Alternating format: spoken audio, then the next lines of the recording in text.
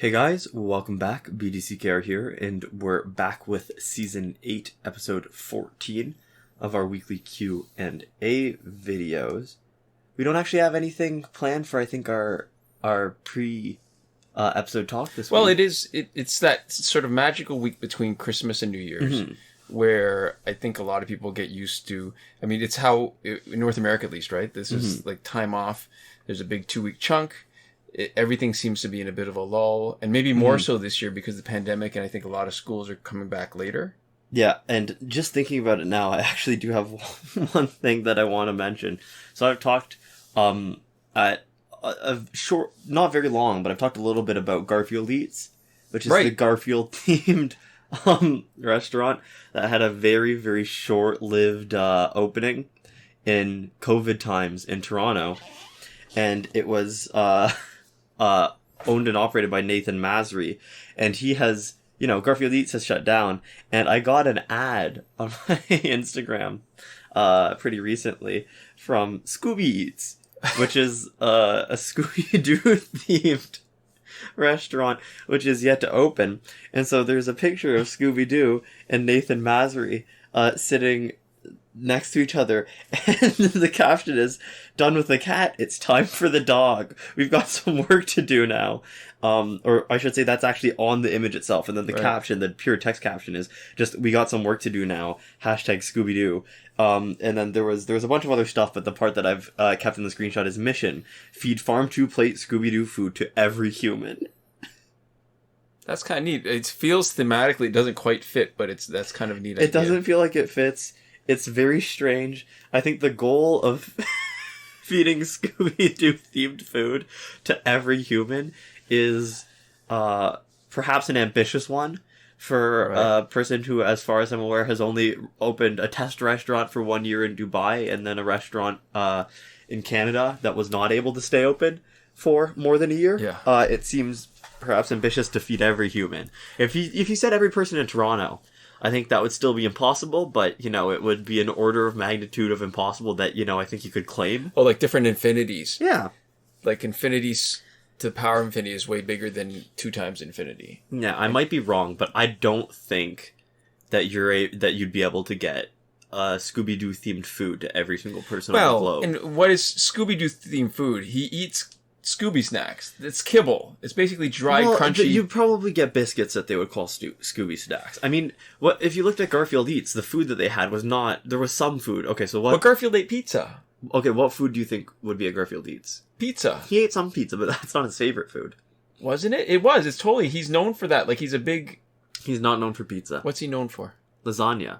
Oh, that's right. Oh, God. Yeah. So they sold what was called Big Cow Lasagna, which is confusing in terms of branding, but they also sold Garfield-shaped pizza, where the pizza was shaped like Garfield's head. They sold Garfuccinos, which are cappuccinos, but Oh, did they do a little picture in the foam in the top? I don't think so. Oh. I think they were just cappuccinos. They missed an opportunity. They sold Garfield-shaped pieces of chocolate that were shaped like Garfield's head. Yeah. Like molded like Garfield's head. They sold a bunch of merch for some reason. That makes sense. That's easier to actually be sort of consistent with the whole Garfield and idea. they did sell some other stuff. They sold like spaghetti and stuff like that. Lasagna. How could I forget that? I kept on thinking just Italian food. In my mind, I'd filed it away as information as Garfield likes Italian food. And I clearly had filed it in the wrong folder. Yeah, so I'm looking forward to the opening and then subsequent closing of Scooby Eats. Oh. As somebody who was actually, like, interested in trying Garfield Eats just to see how it was going to be, I can tell you, like, it was not open for very long because it closed up right quick. Well, this was not a great time to be opening on. It was not a good time to be opening, but... Speaking of bad times to be opening, now that there's more of a lockdown in a broader area in the GTA, the Greater Toronto Area, a place that we had recently just rediscovered that had been... They're called the Pickering Markets now, or they were very recently. They used to be the Pickering Flea Market. Mm-hmm. Great food court with a really good variety of like international kind of cuisine, not just like burgers and hot dogs, which you'd expect at a regular flea market, but lots of really good food. Ethiopian food, Turkish street food, Vietnamese, some of the traditional stuff like the hot dogs and pizza and whatever, but such a great variety. They had like bubble tea. They even had, aside from the sort of usual stalls and the antique market, they also had a sort of a grocer, and they had produce cheap. The couple times we went, they had those little mini watermelon. Mm-hmm. And usually mini watermelon is rip-off because they're available when you can get a big watermelon. Big watermelon ends up being about the same price. These were like $1 a pop one time, and $2 a pop at the when it was expensive.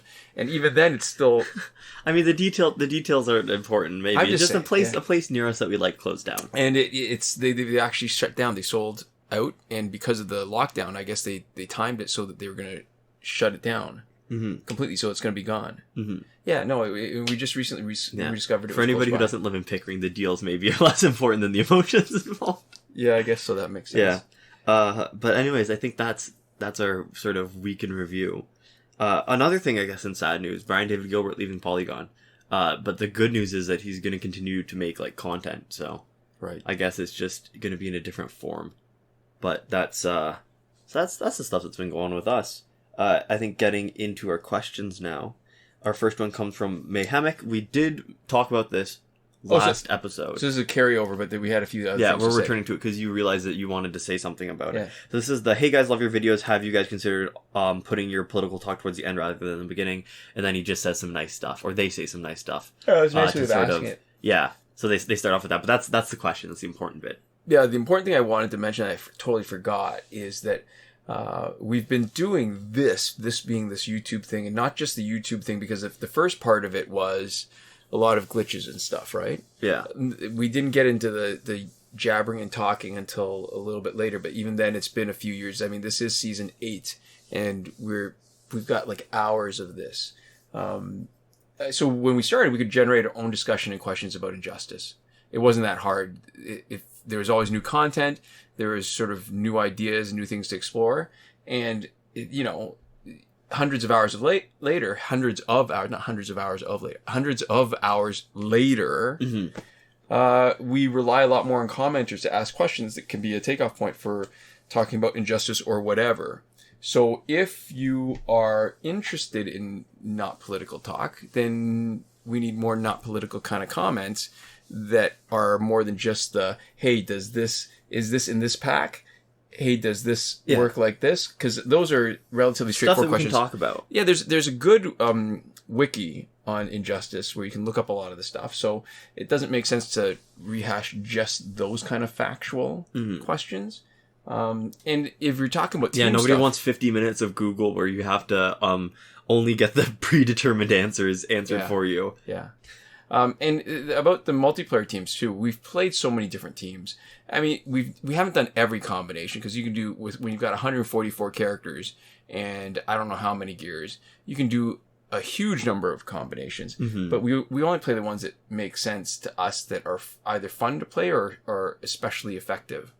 So with those kind of team suggestions, there's got to be some sort of rationale behind it, some sort of interesting underlying.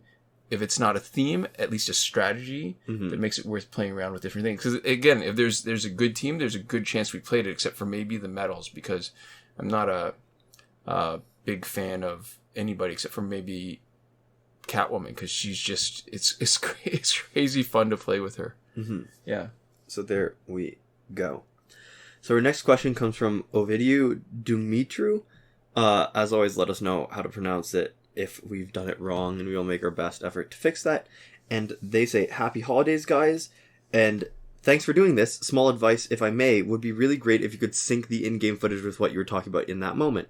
Like when you talk about the current challenge, just show footage of that, maybe even gameplay of that character, not packs or other things. And this is in reference to our weekly recaps. Yeah.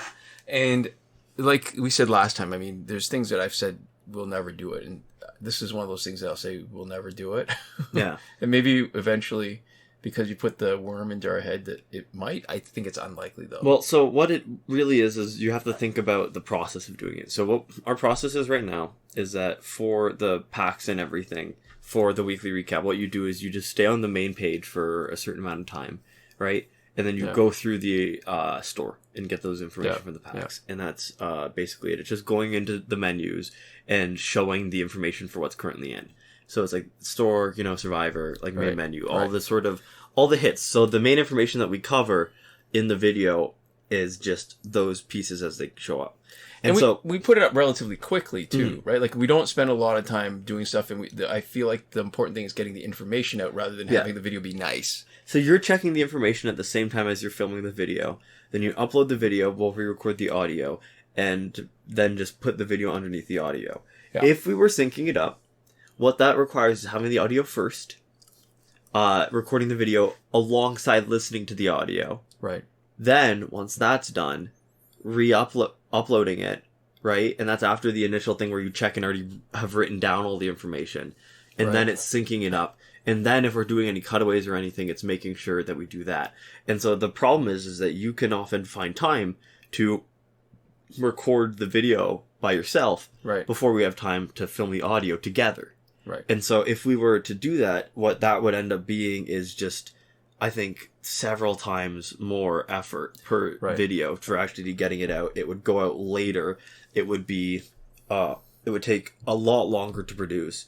And I think benefit to it would be very minimal, because if somebody just wants to see the video, they can just, for example, watch the video at 2x speed and actually look at all the stuff that we go through in the video and just watch it and not listen. Or they can just listen and not watch it. Right? Yeah. Or you can click on the game and open the game and then see yourself what's there. Yeah. So there's those three options for people who want to get the information, and our video provides a couple different ways for you to get the information. And I think the extra benefit to it syncing up, it would look more professional. It would look a little nicer. But I think it has really sort of diminishing returns for effort, and we'd rather put our effort into stuff like making sure that there's a good 50 minutes of footage for the background of this video if you're here, or spending this extra time, because these videos used to be more 20 minutes. Yes, the first time we did this, it was pretty short actually. Yeah. And so we used to jam them together too. We used to have a Q&A plus the recap. Yeah, so now these pretty easily reach, close to an hour every episode, sometimes more than an hour. I think our first episode that was more than an hour, and I don't know if we've ever done one longer, is that hour and 7 minutes that we recorded for our podcast that's exclusively and only on our podcast, which is episode 0.5 of our podcast. Right. Where we just sort of talk and we don't actually have any specific questions for that. We're just chatting about stuff. Yep. But yeah, so that sort of extra time, is better spent in other places, I think. Yeah. And it's just an example. It's funny because what I've actually done, so this is sort of something else that's sort of happening in my life right now. I guess the background is I have very mainstream milky toast kind of taste in music. Milk toast. Is it milk? Isn't it? You don't pronounce it. I don't think you pronounce it milk. It's the Q-U-E. But you just said milky toast. Yeah, milky toast. You're it's Mikey. Milky toast. So I like adult-oriented rock, adult contemporary, whatever you want to call it. It's pretty mellow kind of pop rock. And it had its heyday, I think, really in the maybe mid-'80s, late 80s. Yeah. So there's a couple of things that I just finally put in the effort to find. The first, the easy, the more accessible part was Sergio Mendes. He had a couple albums in the mid-'80s. He went away from the bossa nova stuff that he did and had a few sort of commercial hits with some soft rock. Never Gonna Let You Go was probably the most famous. And then there was Take This Love and What Do We Mean to Each Other. A lot of his songs actually have no vocals. These did. They had minor success. They were minor hits. Yeah. I love them. And part of what the joy in hearing the songs is because they were minor hits. They don't get overplayed the same way on the radio. So there might be songs that you really like because you hear them over and over again. You end up getting a little bit tired. Not this. So there's that little joy of discovery. So I was able to finally because they're pretty available, but just find cheap copies of the CDs so I could listen to it. So along those lines, there's also another song in the 90s that probably came out a few years too late because it was right past sort of the peak adult-oriented rock. It was a song that was pushed in Canadian radio. And the ridiculous thing is, even though it was Warner Brothers, I was looking through some sort of promotional copy from the time. And Warner Brothers was pushing this first song off this first sort of radio album of a bunch of different artists as their entry into the adult-oriented rock. But you cannot find this song anywhere. The only place it exists is on the CD.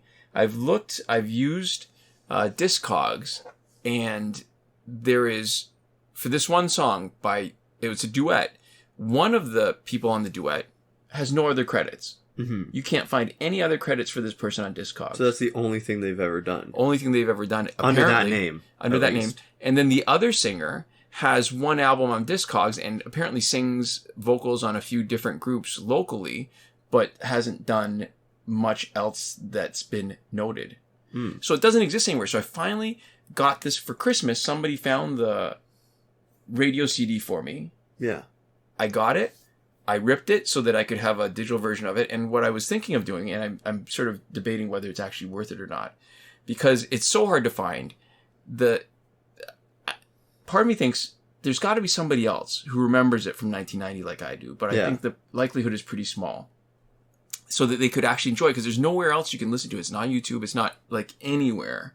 So I started, they do those lyric videos. Mm-hmm. So I was thinking just lyrics and black background. I hadn't thought of any visuals yet. I mean, I guess we could do some Injustice gameplay, which would totally be inappropriate, would not fit, because it's one of those, like I said, it's one of those sort of really mellow, soft rock, kind of romantic a little bit kind of thing. But the hard part is syncing the song to the captions is it's harder than syncing the information that we're talking about to the video, but it's of a piece, and it's taken so long to do it. And I realized too, some of the words I can't even figure out what they say. Oh. So I was thinking, my original intent was, I know that, how YouTube has like auto captions? Well, I was thinking more of the copyright and how much trouble it would get our channel into. Because I was going to say the auto captions suck. Yeah, it wouldn't be, if I have trouble making it out, it's a line that comes up 3 times. The first time it sounds like I know it can hear exactly what it is. Yeah. Second and third times, it sounds like it might be a variation of that. You know how songs do that sometimes? Yeah. And I'm thinking it could be the same thing. Unlikely. It could be a different thing, but the different thing that it sounds the most like doesn't make any sense. Okay. So YouTube has a way of dealing with copyright. And so I actually dug a little deeper than I usually care about, because I was thinking I could put it up on one of our secondary channels just so that people can enjoy it and not worry if there's I was thinking if we could figure out who had the copyright, that would be the person who might potentially release it, so that to the small niche audience that would actually listen to it. Yeah. And I realized that, so my understanding was flawed. I used to think that it was just no big deal. Either if there's no copyright claim on it, then nothing happens. If there is a copyright claim on it, then the copyright holder will just take the ad revenue. And most of the time that is what happens. However, there's a possibility that they could... copyright strike? Is that what you get a copyright strike. Yeah. And if you get 3 strikes, then your channel can get shut down. And it's not just your main channel, or the channel that it's on. It could shut down any secondary channels too. It could shut down your account. Yeah. But you can appeal copyright strikes. Yeah, but what's your appeal when you know it's actually not your song? When you did steal the whole song, When you did steal the whole song.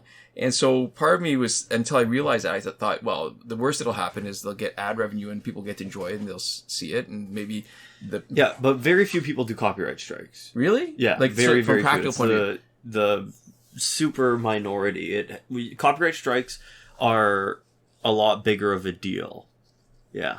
So I didn't really have a sense of that, because I'm just trying to... this is all theoretical, right? Yeah, I mean, well, when we are using... Like, when we used Don't Stop Me Now, right? Yeah. They just took ad revenue. And I think for copyright strikes, it's hard to get a copyright strike when your intentions are actually good, right? So, in that case, if you're stealing their whole song, you might get a copyright strike, potentially, if they are really sort of, not litigious, but it is that sort of litigious mindset. But you won't get 2 more copyright strikes without, making an active effort. Doing something really egregious. Yeah, you just have to be a little more careful. Yeah. And in general, record companies or labels, right? Are not the types of people who are going to like do a proper copyright strike on you. Right. Well, who is then? It's under what circumstances does it happen then? So, copyright strikes are more of like a manual action that are taken.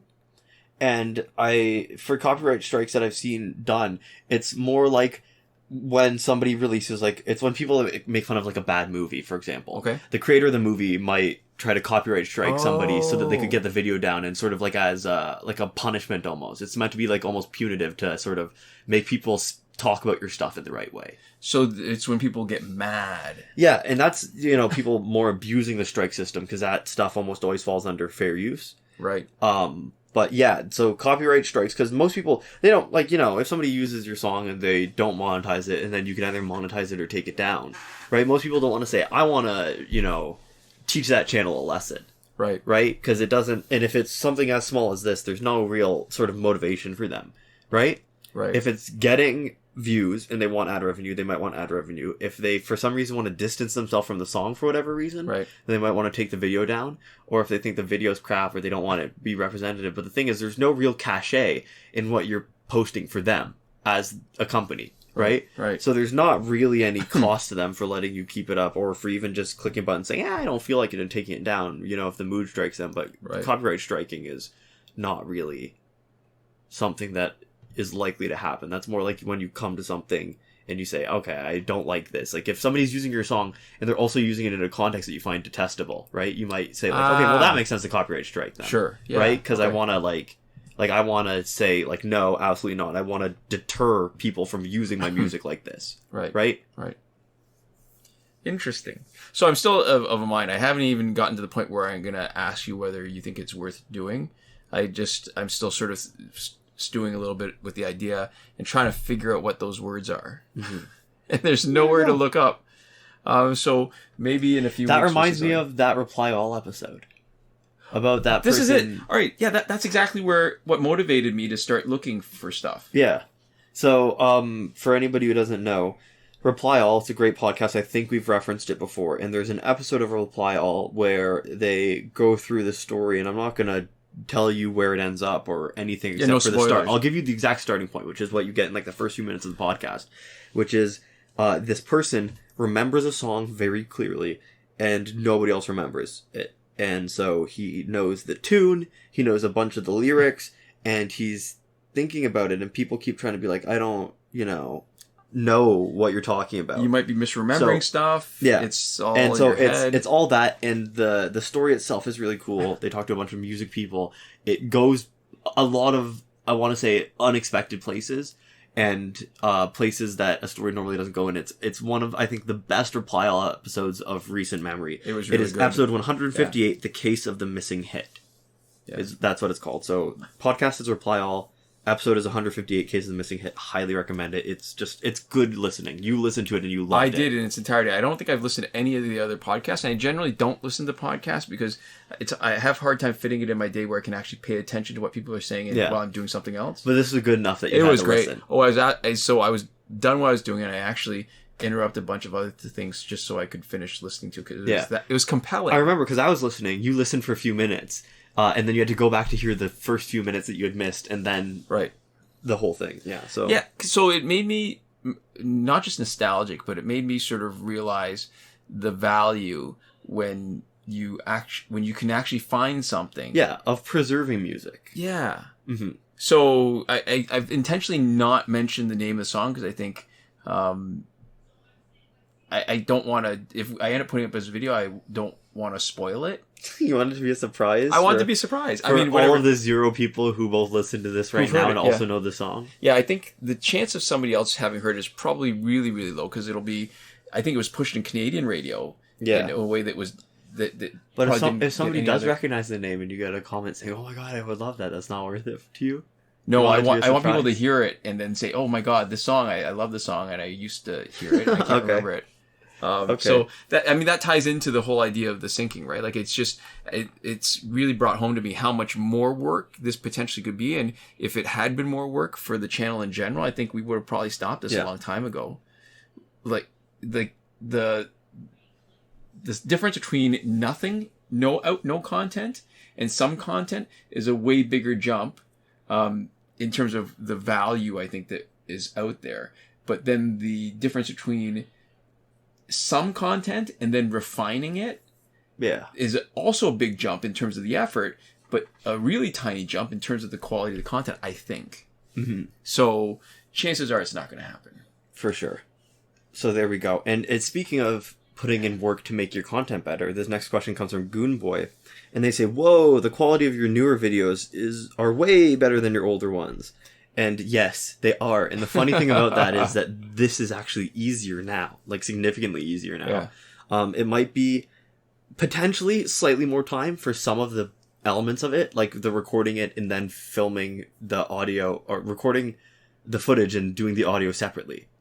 So technically that takes more time than doing it all at once. Right. But being able to, take a second take and not have to redo the gameplay to be able to do everything else. I don't think there's a single way in which our old content is better. It is less watchable. My voice is squeaky. It looks kind of bad. The audio is much worse. The our workflow is less refined. Everything is worse. We're so much more flexible now. I mean, we can say that it takes more time to do it now, but it's easier to find the time to lay down an audio track than it is to set up.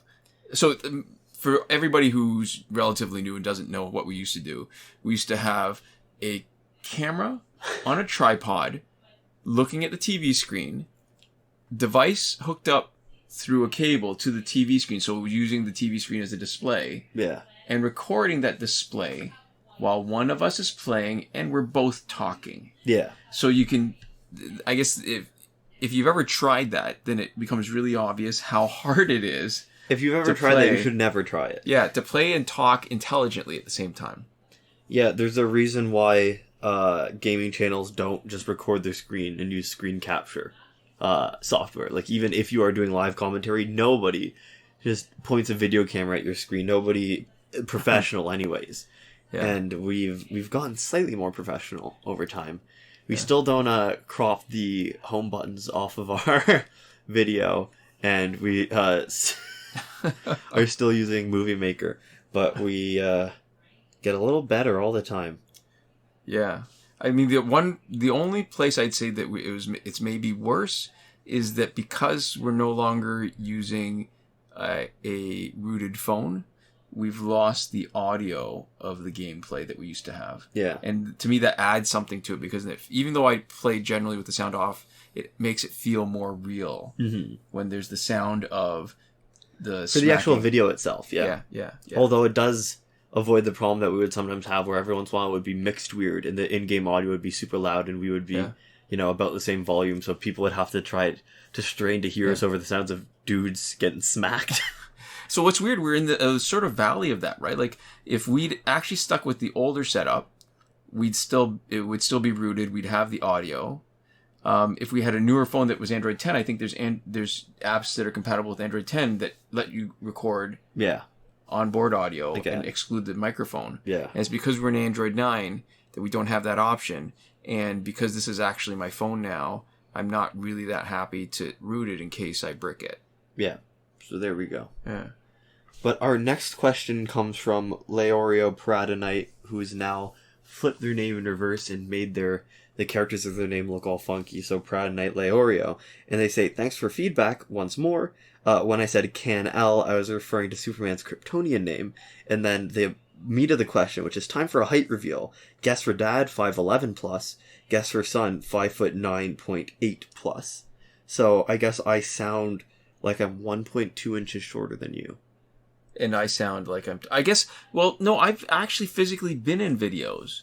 Yeah. Before, I mean, with my face obscured and stuff. So, is it telling too much? I'm 5'6.5". Yeah. So they were wrong for you, and they were wrong for the difference between us, because I am 6 foot, pretty even. Yeah. Yeah. And the reason why I say 5'6.5" is not because I'm one of those guys who's 5'6" and wants to make sure that they're not like they're taller than they are. Yeah. It's that there was a time where I think I actually hit 5'7", maybe 10 years ago, when I was doing more when I was using gravity boots. And then you shrunk. And then, I was shorter, then I was a little bit taller. Yeah. And I think I haven't measured myself in a while, so I might have shrunk again because I stopped using gravity boots because there was a point where I'd hurt my back a little bit, so I had trouble getting on and off. Mm-hmm. But what it was helping me do was actually stretch out my back a bit, and it felt pretty good until I felt bad and couldn't use it. Mm-hmm. And I guess if we're doing that thing where we're being brutally honest about height, then I think if you do the thing where you like use like a Kleenex box or something else like flat, to like push down on your head and then like mark the wall, I think I'm probably about like 5'11", 3/4, just under 6 feet or whatever. Yeah. But with any amount of hair, I'm 6 feet. Yeah. So if we're being technical, and I haven't actually measured my height in a while, I'm not sure if I've stopped growing or not. So I might be 6 feet now. But last time I checked, I was like 5'11" and somewhere between 1/2 and 3/4. So. I haven't stopped growing because I'm getting heavier. Yeah, COVID hasn't helped. But so there you go. That's our heights, and I find it hard to believe that anybody would be able to reverse engineer that information to dox us in some way. Yeah, it's something dangerous for us. So there we go. Seems like fine information to reveal. I think it's kind of fun too to just have that out there about us. I don't know why anybody would care, but if you do. It's your lucky day, I guess. So there we go. Our next question comes from, or our next comment comes from, oh wait, no, we did talk about this one last time, didn't we? Shubham Sahu? That name sounds familiar. Yeah. Okay, so we'll skip that. Yeah. They were just we definitely talked about this right. last week. They just said, even though I'm a complete newbie and beginner, I found this channel through a thread, and I'm loving this thoroughly. More power to you guys. We definitely talked about that before. If we didn't, thank you. But anyways, yeah. So our next comment comes from Destroyer of Evil, and they say, I'm so glad you guys keep to support the game still. Also, what if some of your characters are stuck in the shop from a glitch and can't be bought ever again? Because that happened to me a couple years ago, and those characters are in the shop. Yeah, alright, so, I mean, it's not really that complicated question, and it's probably worth revisiting because it's been so long. That is basically an error in your game's save progress, where in the game that there's a part where each character has a designation to say how many copies that you have. Yeah, they each have their own little sort of counter somewhere in the save data. So instead of having 0 copies where you can buy something or add something to it, you have negative copies. Yeah. And the reason we know this is because at one point this was happening because people were intentionally overselling their characters. Mm-hmm. So in the long history, I love this. This is sort of the oral history of glitches. A lot of the glitches that have worked in Injustice have relied on the lag between what's on the screen and what works as buttons. Yeah. So that you could start smacking an area where the button would show up before it would display on the screen, and you would get some sort of neat effect. Yeah, and you'd be able to basically bank up 4 or 5 or 10 button presses so that it would show up and all the commands would sort of go through at once, and then you'd end up being able to do something a bunch of times when you only had, for example, the resources to do it once. Right, so that was back when you could reduce your credits down to almost nothing, buy 1 pack, but buy 50 copies of it for the price of 1. Yeah. Or it would be where when you would do the flipping of your phone, you would spend only the price of a bronze pack and get a gold pack. Yeah. Or, lots of things. Most of the really good glitches relied on that. And so one of the really bad glitches was that people would sell something multiple times and sell past their copy, so that instead of selling it for the price of 1, they'd sell it at the price of 10 or 15 or whatever, right?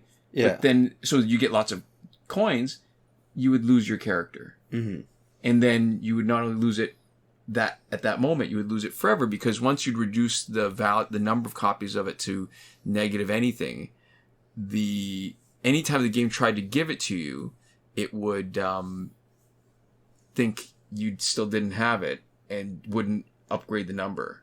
Mm-hmm. So then people are running into this problem now still every once in a while, where it wouldn't have to be that particular glitch, that you wouldn't have had to do that particular glitch to screw up your game. Other reasons it could happen, but then people would not be able to get a challenge character. So if it showed up as a challenge character, it would try to give it to you, and then it would go back, and you would not be able to play the challenge anymore. Or the daily bonus, if it was a daily bonus character, then the game would crash while it tried to give it to you, and ran into whatever kind of logical loop when it says, okay, so this is what you got now, but it's still less than 0, so it's screwed, and it wouldn't actually let you play the game anymore while you're connected to the internet. Yeah. So, long story short, for the specific question, can it be fixed, right? Yeah. No. Well, sort of. Not by normal play. Right. You can hack it. So your issue is that you can't update the number now. So you can't make it go from a negative number to a different number, and that's why it crashes, right? There's something that when you try to change it, where you go from one number that you're not supposed to be at to another one that you're not supposed to be at, it says no, and then it just doesn't let you do anything. But if you go into the code and you change the number from all the way from a negative to a positive right away, and you're not doing it through like the purchasing of a pack where, you know, the game recognizes something's wrong, you're just changing it sort of more directly, then that, I think, in the past has fixed it. Right. So what you need is a white hat hacker, somebody who's willing to help you, and not just a script kiddie who's using a program to get stuff in game without having to pay for it in the store. Yeah, you need a hacker with enough understanding of the game to know where the stuff is and to change those numbers. Yeah. Which I'm not sure how easy that is to find anymore. So, yeah, because the guy we haven't used in a while, because we used to do demos, right? Yeah. Of new content. And the other thing is too, for most characters now, if it's something in store, it's not worth having. There's very few characters now that it's worth paying money to fix in the game, especially somebody that was originally available in store. Yeah. I mean, so I know that if I was still playing it and there's something that had happened to my game, part of me would be tempted to start again, because the idea that there's something wrong with it would bug me. Yeah. But or to try to find somebody to hack it, but it's always hard finding people to trust. Well, which is for even for us, right? Like it was other accounts, right? Right. Having somebody mucking around with your main account feels kind of, especially with your login credentials. So you got to be really careful and figure what's it worth to give some of your login credentials to be able to try to fix your account like that, or potentially try to learn online how to do it. Although that also seems like a lot of work, and depending on the chance of screwing up your account. Yeah, and depending on what character it is, you know, it might not be worth that. Probably hours worth of work figuring out how to hack on like fresh accounts to make sure you're not messing anything up, right? Right. But anyway, so that's the long and the short of it. So maybe, but not super practically. Yeah. So our next question comes from Matt L, and they say, is Batman Arkham Knight in any of the Nth or Power Credits packs? Well, it doesn't say packs, it just says in any of the Nth or Power Credits, how can obtain this card? And so I'm assuming... the packs are strongly implied. Yeah, packs is implied. So I'll say where it is definitely in the Phantom Zone, but maybe only if you have a copy, because we had one instance where typically people get a character at the end of it when they finish the last crystal. Yeah. And there was a game, and it was in footage that we actually used in one of our Q&As, and it's been a while, so I can't remember when it was, but it showed up as one of the intermediary prizes, where it's the not final crystal, where usually you just get some sort of junk. But every once in a while, because they're called booster packs, every once in a while you get a character, and one of them was Arkham Knight Batman. And the bigger question is not whether it's possible to get it there, because we know that it is. It's whether it's possible to get it there if you don't already have one copy. Mm-hmm. So there's been, originally when this was brought up, I was skeptical. People were saying that certain packs, there were certain characters in it. If you had a copy, you could get it. If you didn't have a copy already, you couldn't. And I actually did an experiment on a hacked account and made a bunch of purchases, because listen, God knows, if you could always reset it, right? Like disconnect from the internet and do it over and over again. Yeah. But there's no way I would spend that kind of time to reset it over and over again in order just to open whatever number of packs. It was way easier to do that. And so, yeah, there were some characters. I think it was like Reverse Flash and maybe Metahuman Flash and things like that, where in certain packs you could get them if they were in your account. And if you didn't, they just never showed up after 100 packs. So, what was the point I was going to make about that? So the Nth Metal packs, for sure, we actually did a pack opening. I mean, if you want to look it up, the easiest way is on YouTube, you just put BDCKR Nth Metal pack opening. And we've got a couple. We did it when it first came out, and then we did another when the numbers, the drop rates improved. Yeah. And Arkham Knight Batman never showed up. There's a limited number of different characters that show up in those metal packs, Nth Metal packs. It's not exhaustive at all. Yeah. So And the problem is the actual Arkham pack he was in originally hasn't come back except for money. Or actually, I don't think it's even come back. It's always a wrong Arkham pack that comes back. That's got Arkham Origins Batman, Deathstroke, and Arkham Harley Quinn. Yeah. But it never has the one that has all the different Arkham characters. Mm-hmm. I think. Oh, and he used to be in the Most Wanted pack too. Way back when people said, "Oh, but it's so expensive. It's 600,000 credits." And boy, those were the days, right? I wish we could go back to that. And he was one of the Most Wanted characters. You'd have to settle for some junk that came in the pack sometimes, but that was... when the Most Wanted pack came out, you used to be able to get more than one copy of the same card. So sometimes you get a really great pack, and sometimes you get a really crappy pack. They're just two of the same garbage. Yeah. And it's funny. I mean, again, people used to complain a lot about that. I'm sure a lot of them wished we could go back to those days. Yeah. You don't know what you got till it's gone. Yeah. So there we go. Our next question comes from Sun Gaku, and they say, what would you guys do to buff old characters that are no longer good via passives? Some ideas I had were Regime Superman. All teammates except Insurgency gain 50% damage increase below 40%, and then I'm assuming health. But it just says below 40% for 8 seconds. Insurgency Batman. All teammates except Regime deal 300% more to stunned opponents. Aquaman Prime. Aquaman heals 40% of his total health after using his special 2. Healing stops prematurely if the warrior is KO'd.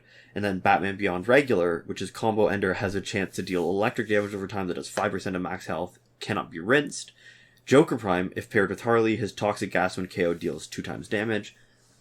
New 52 Nightwing, which is his special one, re-triggers his passive buff. And then they go on to say, and there are more obsolete characters that would benefit greatly from passive buffs. What would you give them to help them compete with newer cards? It's an interesting question.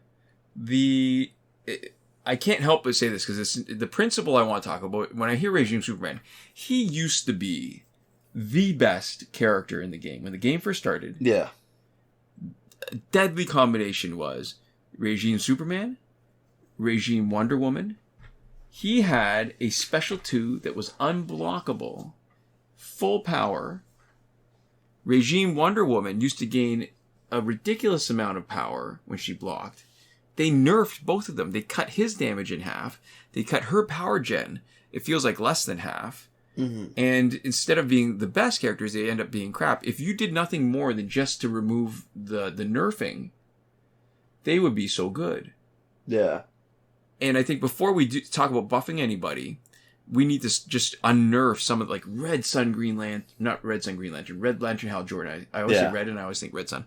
Lantern Hal Jordan used to be amazing. Red Lantern Hal Jordan. Red Lantern Hal Jordan.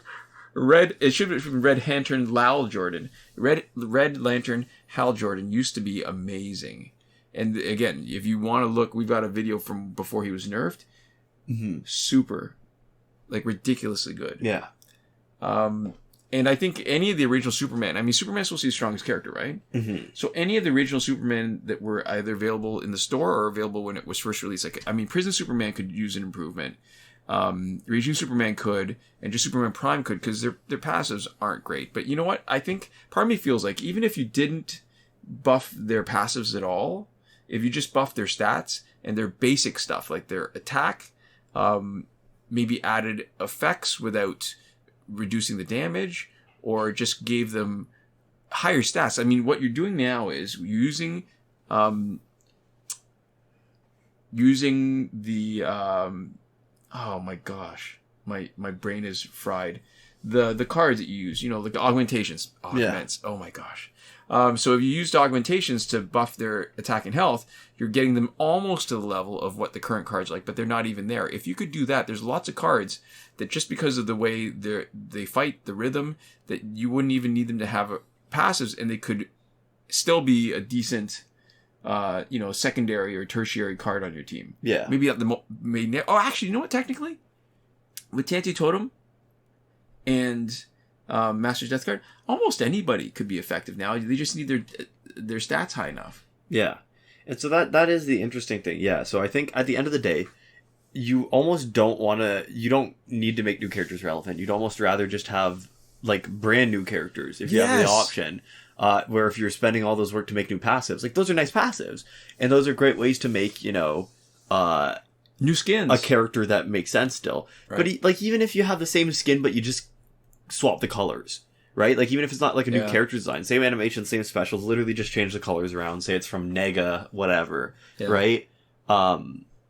And then it's like that sort of like negative universe version, right? Right. And then, you know, put those passes on that. Put the work in there. And we'd like to see that, I think, as much as we'd like to see the old characters sort of get a little extra love. Because it's also, as long as you can get them for credits or, you know, do a challenge with them or even like earn them in online multiplayer, that also gives you more stuff to work for. Or more stuff to spend the credits that you've been banking on. So that stuff would all be really good too. See, yeah, you're absolutely right. Think how much more excited people would be if you take these passives that you've made sort of, they're newer, I guess. Are any of them sort of same as before? No, I don't think so, right? Yeah, they're all fun. They're not bad ideas. People would be so much more excited if they had new characters that had these passives. And I think creating the skin is, if you use the same sort of movements, right? Yeah. Like the character model was just use, what do you call that? The texture of on the outside, like what it looks like? I mean, they've reused them before. I mean, Static, no, not Static. Apocalypse, Darkseid, and Darkseid are both sort of technically reskins of Zod. They have the same movement patterns. They block the same. They attack the same. It's just their models and their textures. Yeah. So think about how cool it would be if they... So that's part of the work. All they need to do is do a new character model. And it's not nothing, right? It's still work. But that little bit extra work would be so much more exciting and do so much more to bring people back into the game. Yeah. And the other thing that you touched on, which is with Gears, anybody can be a good character. New Gears would also be a place where it would be, I think, it would make a lot more sense to put the work in, because when you make a new good gear, it doesn't just give you one sort of character, it gives you the opportunity to modify, you know, all, however, like 100 something? Yeah. Is 144. It like 144. I knew it was, it's been a while since I've seen that, like, stop, this is how many cards you have. A gross. Yeah. So. Yeah, you know what? To me, the best idea would be if you made gears for each character that would reproduce their passive. Ooh. So it would be based on a particular character to reproduce their passive, but it wouldn't be, you know, clear, like any other gear. You could put it on whoever you wanted. Yeah, that would be amazing. Another thing that would be fun too is if there was a gear where you could mix and match, where they just had a bunch of like of the more sort of generic abilities that they had combinations of on each type of gear. And so there'd be a low level mix and match gear, like a medium level mix and match gear, and then like a high level one where you could have 1, 2, or 3 abilities with it, right? Right. And then you could just pick, you know, scroll through a list and then pick that sort of ability for it. Right. That would be kind of fun. Yeah. And then you could, you know, and you wouldn't need to be, you know, you wouldn't need more than one for each thing. But that way, if you wanted to put, like, if you had 2 gear slots and you earn that one, and it would be, obviously, I think it would make sense if it was a lot more expensive to upgrade. Yeah. And you might have to even, for example, like either spend credits or gear charge to just even roll for like a new ability to unlock for it that you could swap, like that you could choose between, right? It would be sort of more like a long-term like upgrade thing. But then to give you that sort of extra level of flexibility where if you have like a last gear slot and you're trying to figure out what to put on it, and if you have all the resources to invest in that, like one sort of mix and match gear, that you could just that little bit of extra custom tailoring of your guy to fit, I think that would be a lot of fun. And I saw there's like this deck building game, like deck building roguelite that I have for mobile that does something like that, where they have like a hero that you can like customize the abilities on and the stats on, and then what they just do is there's like mana cost within the game, so they just customize the mana cost based off of what you give them. Right. Yeah. And I think something like that would be really interesting. So there we go. But anyways, good stuff to talk about. It's always fun to talk about what, you know, people might do for the game. I think we have just enough time for this second last question. We won't get to all of them, so we might have to bump one over. But so, or it's not really a question, it's more of a comment. So Gabriel Porras says, in reference to somebody saying that our podcast was chill, and us saying, I don't feel like we're actually that chill. They said, I think chill might not be the correct term to describe your podcast. I'd say you guys are pretty normal in an internet context where everybody is shouting, and you both have very pleasant and soothing, not sure how it is spelled, voices. Which, you know, soothing here is not spelled right, but we knew exactly what it meant. Soothing is spelled with 2 O's, S-O-O-T-H-I-N-G, but, you know. Yeah, the not the important part of the question. The important part is communicating your ideas effectively, and it does that. Yeah.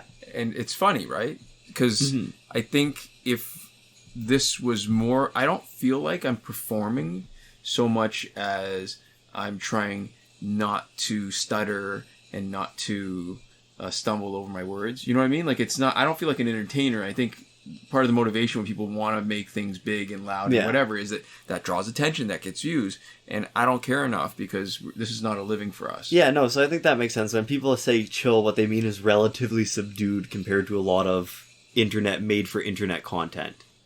Yeah. Well, thank you. We really appreciate that. That's nice. It's nice to have that kind of feedback that's real. This is one thing I learned too, that when you give compliments, if you just talk about in general terms, like, oh, that's really great, it's not nearly as meaningful as when you're very specific. Yeah. What we say. So to me, this is it's a really nice compliment because of how it gets to something that's definitely very specific. Like, it's considered, and it's an understanding of what we actually do. Yeah, because there's certain stuff that you know that people wouldn't pull from if they didn't think it internally. Because somebody says, oh, you're doing a great job. Anybody could say that. I could say that to anybody at almost any time. Right. And it would be an applicable comment. But if somebody goes, I really like your left dimple. I don't know. There's something about it. And it's like nobody would notice that unless they've noticed it, right? Yeah. And it's not even something that you'd be able to pull from unless you had actually specifically thought about it. And that's just a random example because I was trying to think of a facial feature that people would not right, that people would not sort of naturally go to, because something you can just be like, I like your hair, right? Or you go, I like this about your hair. I like the scar that you've got on the back of your head where the hair doesn't grow anymore. Oh my god. I actually have a spot on the back of my head where it was a scar where the hair doesn't grow anymore. I'm not sure if anybody would specifically point that out to compliment it, but yeah. Okay, that's fun. And I think on that note, on that extra little tidbit about your personal life and your personal head, we'll end this episode. So I'd like to give a shout out to Eliza Season 2 Caton. She has enjoyed this year's worth of shout outs, which I compiled all together and showed her for Christmas. And if I keep this up, this is probably going to be one of the first clips she hears next year. So she liked it. There we go. Looking forward to that. Yeah, she did. That was a lot of work. She had fun with how many? It was a season's worth. A season and a bit. It was like almost 3 gigs worth of raw audio files. Oh, you're kidding! Oh my god! Yeah, after I downloaded everything. It was interesting because we'll talk about it for a second here. Because our old hard drive failed, we mentioned this a long time ago. So we lost all the old audio files. So this is when it was really good that we started uploading this as a podcast, because I could download it directly from Anchor if I signed in. And it was interesting because there was a lot of MP3 files, which makes sense. Right. There was a bunch that were in M4A, which is like a different like professional like audio codec. Right. And I had to download stuff for Audacity just to get it to read that. And then there was a single file, which inexplicably, we upload them all in the exact same file format, was an MP4, but without video component. No, we don't upload it the same way every time. But we upload it in the same like format. Not always. Sometimes, I think the times where I've clicked it, I haven't been paying attention because the way I name it when I'm working on it, give the same title and it's just the file extension that's different. Yeah.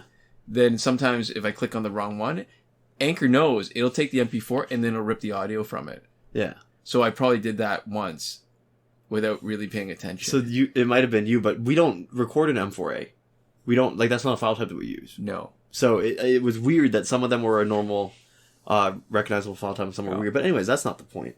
The point is it was a lot of space. But this shout out has been brought to you by a massive gnome and some custom Matchbox art of our cat CB, which was given to me as a Christmas gift, or should I say Christmas. This would make more sense because there was a question about keeping the Christ in Christmas that we didn't have time to get to. And we're getting to it now, because if you're looking at Christmas, you can't spell Christmas without racism. Or racist. It's the same letters. Anagrams. It totally is. And I know it's not meant to be, like, Christmas is a beautiful holiday. It's for the Christians. It's meaningful, but it's become such a secular commercial thing that I think anybody who lives in North America can easily celebrate it. And if we're going to be working with the letters, I think as a high-level Boggle player, it would be remiss of me not to point out the letters. To do anagrams? Those letters are pretty common ones that make lots of words, including racism and racist. This was an aside that I wasn't expecting, but I guess we got through it. And last but not least, we would love to give a huge thank you to everybody who supports us on Patreon. That would be Console Peasant and Edwoon at the top tier, last word.